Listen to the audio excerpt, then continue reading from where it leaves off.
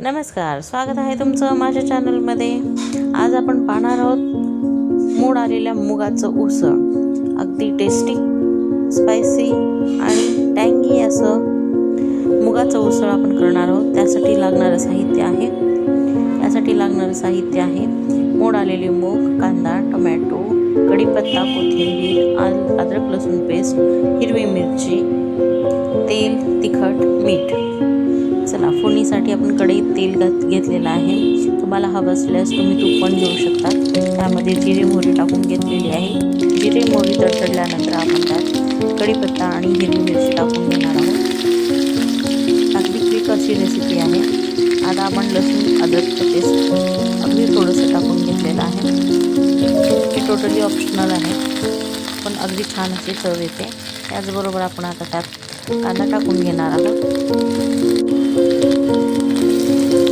कांद्याला जास्त फ्राय करायची गरज नाही आहे, थोडासा चमकी असला पाहिजे कांदा, तर अगदी छान असा लागतो।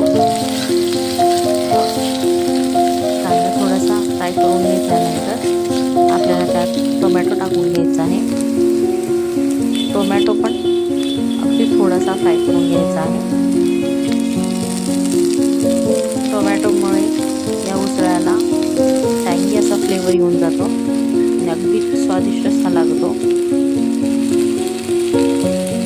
टोमॅटो थोडासा फ्राय करून घेतलेला आहे।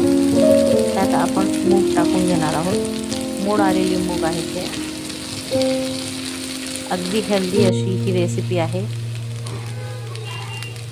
मुलांना तर ही खूपच आवडते। त्याबरोबर आपण थोडंसं मीठ टाकून घेतलेलं आहे।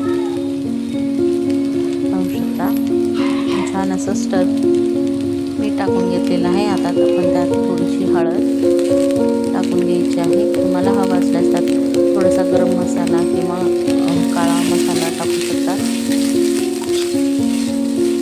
मी लहान मुलांसाठी करत आहे, त्याच्यामुळे हिरवी मिरची तेवढी टाकलेली पुरेशी आहे। थोडं फ्राय करून झाल्यानंतर आपण थोडंसं त्याच्यात पाणी घालायचं आहे, जेणेकरून छान असा शिजून अगदी छान फ्लेवर एनहान्स होईल। अगदी थोडंसं पाणी टाकायचं आहे। नसेल टाकायचं तर तरीही चालतं, वाफवून घेतलं तरी चालेल।